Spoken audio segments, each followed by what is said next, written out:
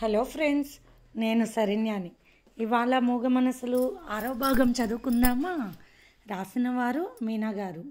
Doctor గారు పెళ్ళెప్పుడు చేసుకుంటారు అన్నది జాను నవ్వుతూ.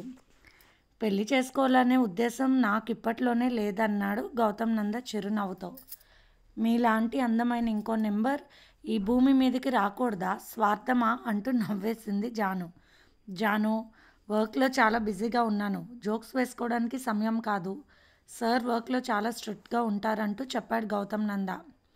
ఏ మాట మాట్లాడి నా ముఖంలో చిరునవ్వు మాత్రం అలాగే ఉంటుంది. ఎక్కడ దొరకవురా బాబు అని గౌతమ్ ముఖం చూస్తూ అలా ఉండిపోయింది కాసేపు జాను. మనకు వ్యక్తిగతమైన ఆలోచనలు ఎక్కువ ఉన్నప్పుడు ఈ వృత్తిని ఎంచుకోకూడదు. అలాంటి ఆలోచనల వల్ల మనం కొన్ని తప్పులు చేస్తాం తెలియకుండానే అన్నాడు గౌతమ్ నంద. ఏంటి, ఏదో తప్పు చేసినట్టు మాట్లాడుతున్నారన్నది జాను నవ్వుతూ. పేషెంట్ మాన్వితను టెస్ట్ చేయమన్నారు డాక్టర్ గారు, మెసేజ్ పెట్టారన్నది జాను. తప్పకుండా, రూమ్ నెంబర్ 1లో ఉన్నారు, వెళ్ళండి అన్నాడు గౌతమ్ నంద. గౌరవాలు ఏమీ అక్కర్లేదు జాను అంటే చాలు. స్వతంత్రంగా మాట్లాడాల్సిన అవసరం ఏమీ లేదు. మన వృత్తికి మనం గౌరవం ఇచ్చుకోవాల్సిందే తప్పదన్నాడు గౌతమ్ నంద గంభీరంగా. బాబోయ్, అలనాడు మహాపురుషులనే తపోభంగం చేయొచ్చు ఈజీగా, నీలాంటి వాడికన్నా అని మనసులో పైకి లేచింది జాను. మాన్వితను చూసి ఎక్కడో చూశాను అనుకుంది జాను. సిస్టర్ మాన్విత ఈవిడేనా అన్నది చిన్నగా అడిగింది జాను. మీ పేరేంటి అని ప్రశ్నించింది మాన్వితను. నా పేరు మాన్విత, మీరెవరు అంటూ భయంగా చూసింది మాన్విత. ఎందుకో తన చనిపోయిన అక్క గుర్తుకు వచ్చింది జానుకి.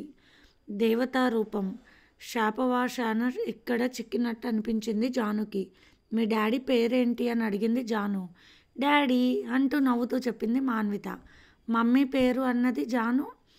ఏడుస్తూ ఉంది మాన్విత. చెప్పవద్దులే అన్నది జాను చిరునవ్వుతో. జాను నవ్వగానే మాన్విత కూడా నవ్వింది. నువ్వెవరు అన్నది మాన్విత.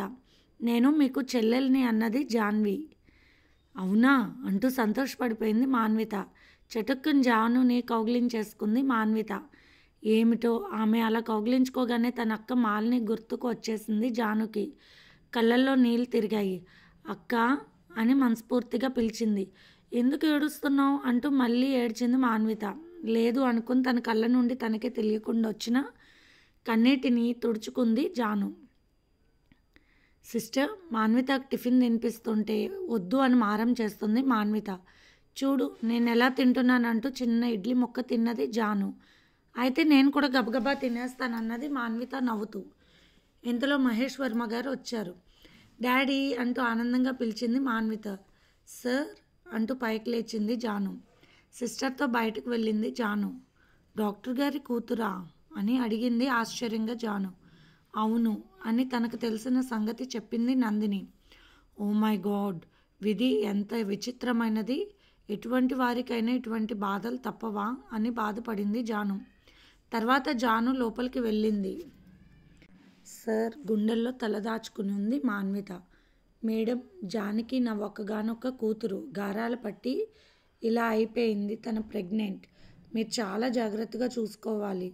సార్ మీరు నన్ను గౌరవించాల్సిన అవసరం లేదు, జాను అని పిలవండి చాలు అన్నది జానకి. డాడీ నా చెల్లెలు అని నవ్వుతూ చెప్పింది మాన్విత జానుని చూపించి. అవును జాను, నువ్వు కూడా నా బిడ్డ లాంటి దానివే అమ్మా అంటూ కన్నీళ్ళు పెట్టుకుంటున్న మహేష్ వర్మ గారిని చూసి, అంతటి మానసిక వైద్య నిపుణులు ఇతర దేశాల్లో కూడా మంచి పేరు సాధించిన వారు, మన దేశానికి గొప్ప గర్వకారణమైన వారు, వారికి ఇలాంటి సమస్య అని కాసేపు జానుకి మనసు ద్రవించిపోయింది. సరే నాన్న, టిఫిన్ చేసావా అన్నారు మహేష్ వర్మ గారు. గౌతమ్తో మాట్లాడి వస్తానంటూ లోపలికి వెళ్ళారు. గౌతమ్ అంటూ వచ్చిన మహేష్ వర్మ గారిని చూసి పైకి లేచాడు గౌతమ్ నంద. పాదాలకు గాయాలు తగ్గాయి మాన్వితకు. ఇంట్లో ప్రాబ్లం ఇంకా ఏమీ ఉండదు, మాన్వితని ఇంటికి తీసుకువెళ్తానని చెప్పారు మహేష్ వర్మ గారు. గౌతమ్ నంద ముఖంలోని భావాలను గమనించేశారు మహేష్ వర్మ గారు. గౌతమ్ భుజం తట్టారు. అంబికా నిలయం, మాన్వితను తీసుకొచ్చేశారు అంబికా నిలయానికి. మాన్వితని చూసిన శాలినికి దుఃఖం ఆగలేదు. ఎక్కడ దొరికింది అని కూడా అడగలేదు తన మామగారిని. మౌనంగా మనసులో రోధిస్తూ క్షమించు మాన్విత అని మాత్రం పదే పదే అనుకుంటోంది శాలిని. శాలినిని దూరంగా చూసిన మాన్విత, నేను వెళ్ళను డాడీ, కార్ తీసుకురాలేదు, ఇదిగో నా కాళ్ళు చాలా నొప్పులు వచ్చాయి అంటూ పరుగున శాలిని దగ్గరికి వెళ్ళి కౌగిలించుకుంది మాన్విత. వెక్కి వెక్కి ఏడ్చేసింది శాలిని. నన్ను క్షమించమ్మా మాన్విత అంటూ మాన్విత పాదాలను తాకింది శాలిని. తన గాయాలు చూస్తుంది శాలిని అనుకుంది మాన్విత. నా కాళ్ళు గాయాలు కొద్దిగా తగ్గాయిలే వదినా అంటూ నవ్వుతూ చెప్పింది మాన్విత. అలాగే చూస్తున్నారు మహేష్ వర్మ, శ్రీనాథ్ వర్మ. ఎందుకు ఏడుస్తున్నావు వదినా? నేను రావడం నీకు ఇష్టం లేదా? అయితే వెళ్ళిపోతాను, నువ్వు ఏడవకు అంటూ కళ్ళు తుడిచింది మాన్విత. మాన్విత చేయి పట్టుకుని తన చెంప వాయించుకుంది శాలిని. నీకు దెబ్బ తగిలిందా, ఏడుస్తావా అంటూ ఏడ్చేసింది మాన్విత. లేదమ్మా, నాకు ఏ దెబ్బ తగలలేదు, నాకు పట్టిన గ్రహణం వదిలిపోయిందంటూ మనస్ఫూర్తిగా పక్కకు తిరిగి ఏడ్చేసింది శాలిని. శ్రీనాథ్కి మనసు చల్లబడింది. ఇలా ఉంటే చాలు, ఇల్లు ఆనందంగా జయించవచ్చు కష్టాలను అనుకున్నాడు. అవును, కష్టాలు జయించాలంటే తప్పక మనసు తెలుసుకున్న భార్య తోడు కావాలి భర్తకు. అందుకే తృప్తిగా అనిపించింది శ్రీనాథ్కి. అన్నయ్య, నువ్వెందుకు రాలేదు మళ్ళీ? నా కాళ్ళు నొప్పులు వచ్చాయి, చాలా గుచ్చుకున్నాయి. గౌతమ్ మంచివాడు, తను కూడా నా కోసం ఏడ్చాడు. కాళ్ళల్లో నొప్పులు లేకుండా తగ్గేలా రోజు కట్టుకట్టి తగ్గించారు అని అన్న దగ్గరకు వచ్చి అన్న గుండెల్లో తలదాచుకుంది మాన్విత. తగ్గిపోతుందమ్మా అంటూ బాధపడుతున్న భర్తను చూసి భరించలేక లోపలికి వెళ్ళి బాధపడిపోయింది శాలిని. మహేష్ వర్మ గారు అన్నీ గమనించి ఆనందం కలిగింది. ఈ మార్పే నేను కోరుకున్నది. అవును, ఆయన ముఖాన్ని చూసి మనసు ఇట్టే కనిపెట్టేశారు. కోడల్లో వచ్చిన మంచి మార్పు ఆయన బాగా గుర్తించారు. శాలిని అని పిలిచారు మహేష్ వర్మ గారు. మాన్వితని దగ్గరుండి నువ్వు కూడా చూసుకోవాలి. మాన్వితకు కొందరే నచ్చుతున్నారు. ఇప్పుడు నిన్ను చూడగానే ప్రేమతో దగ్గరకు రాగలిగిందంటే నీ పట్ల ఒక మంచి అభిప్రాయం ఆమె ప్రస్తుత మనసులో కలిగింది. అందుకే నువ్వు కూడా ఆమెను జాగ్రత్తగా చూడాలి శాలిని అని చెప్పారు మహేష్ గారు. నేను కూడా చాలా జాగ్రత్తగా చూస్తాను తాతగారు అన్నాడు సూర్య. సూర్య చెక్కు చేసిన యాపిల్ ముక్కను అత్తకు తినిపిస్తూ ఉన్నాడు. సూర్యని చూసి తెగ ముచ్చట పడిపోతూ ఉంది మాన్విత. పిచ్చిది అని పిల్లలను మాన్విత దగ్గరకు వెళ్ళనిచ్చేది కాదు ఇంతకుముందు శాలిని. కానీ ఇప్పుడు పాపాయికి కూడా చెబుతుంది మీ అత్తరా అని. ఆద్య ఆనందంగా అత్త దగ్గరికి వెళ్ళింది. అందరూ నువ్వు మీ అత్త పోలిక అంటుంటే అత్త అంటే ఇష్టం తెలుసుకుంది ఆ చిన్న వయసులోనే ఆద్య. తప్పకుండా తన కూతురు త్వరలోనే బాగుపడుతుందన్న నమ్మకానికి వచ్చేశారు మహేష్ వర్మ గారు. అందుకే సంతోషంగా ఉన్నారు. హాస్పిటల్ నుండి ఫోన్ వచ్చింది. ప్రెగ్నెంట్ లేడీ, పిల్లలు జారే జారుడు బండ పైన ఎక్కి గల్లంతో చేస్తుందని. అంత జాగ్రత్తగా చూసిన పసిపిల్లల్లాగా అల్లరి చేస్తూ ఉంటారు ఆ హాస్పిటల్లో పేషెంట్లు. పిల్లలు ఎప్పుడు ఏం చేస్తారో తెలియనట్లే. మానసికంగా రోగులు ఉన్నవారి ప్రవర్తన కూడా అచ్చు అలాగే ఉంటుంది.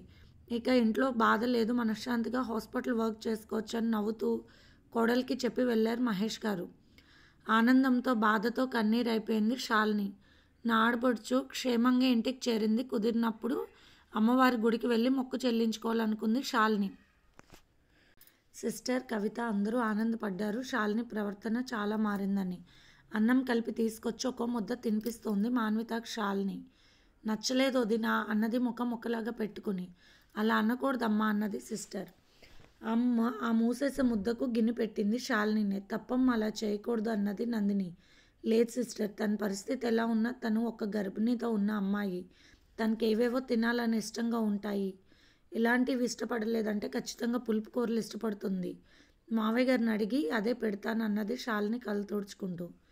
లోపలికి వెళ్ళి నిమ్మకాయ చట్నీతో ఒక ముద్ద కలిపి తెచ్చింది. చాలా బాగుంది వదిన అంటూ ఇష్టంగా తిన్నది మాన్విత. అందరూ సంతోషపడిపోయారు. నిజమే, తను రోగి అన్నట్టే ఉన్నాము, కానీ తను ఒక ప్రెగ్నెంట్ కదా అనుకుంది సిస్టర్. అవును, ఫ్యామిలీలో ఉండే అనుబంధాలు, ప్రేమలు, వారు చూపించే ఆప్యాయతలకు తప్పనిసరిగా మార్పు వస్తుంది. అలాంటి పేషెంట్లు కానీ సిస్టర్ ఆనందంగా అనుకుంది. గౌతమ్ నంద ఇంట్లో మాన్విత వెళ్ళిపోయాక ఏదో తెలియని బాధ, ఆవేశం వచ్చేసింది గౌతమ్కు. తన దగ్గరే ఉండాలి, ఉన్నది కొద్ది రోజులే అయినా నా మనసు అంతా తనే ఉండిపోయింది. నైట్ నిద్ర పట్టక ఆవేదన పడుతూ ఉన్నాడు గౌతమ్ నంద. తను హాస్పిటల్కి ఎందుకు రాలేదని మహేష్ వర్మ గారు ఫోన్ చేస్తే హెల్త్ బాగలేదని చెప్పేశాడు. తన మనసు ఆమెతో వెళ్ళిపోయిందని నేను ఎలా చెప్పగలను ఎవరికైనా? నా మూగ మనసులో బాధ ఎవరికి తెలుస్తుంది? వెళ్ళిపోయాక మూగగా రోదించాను. మళ్ళీ నా కళ్ళ ముందు ఎందుకు వచ్చావు మాన్విత నువ్వు? ఆ పరిస్థితిలో ఎలా వచ్చావు? నీ పరిస్థితి చూసి నా మనసు తట్టుకోలేకుండా ఉంది. నిన్ను ఒక పసిపాపలా జాగ్రత్తగా నేను చూసుకోవాలని ఉంది. ఎందుకు వెళ్ళిపోయావు నా దగ్గర నుండి మాన్విత అంటూ గదిలో 4 గోడలకు మాత్రమే వినపడేలాగా మూగ మనసులోని ప్రేమను బయట పెట్టుకున్నాడు గౌతమ్ నంద. తనెప్పుడు ఎంతో ఇష్టంగా వినే పాటను పెట్టుకున్నాడు గౌతమ్. వింటూ మనస్ఫూర్తిగా కన్నీరు పెట్టుకున్నాడు గౌతమ్ నంద. ఎప్పటిలాగానే నిద్ర పట్టక ఒక పెగ్గు తాగి పడుకున్నాడు. మాన్విత ఫోటోని తన గుండెలపై పెట్టుకుని మాన్విత మాన్విత అంటూ అలాగే నిద్రలోకి జారిపోయాడు. ఇది ఫ్రెండ్స్ ఇవాల్టి ఎపిసోడ్. రేపు ఇంకొక ఎపిసోడ్తో మేము ముందుకు వస్తాను ఫ్రెండ్స్. మీకు కనుక స్టోరీ నచ్చినట్లయితే లైక్ చేసి షేర్ చేసి సబ్స్క్రైబ్ చేసుకోండి ఫ్రెండ్స్. బాయ్.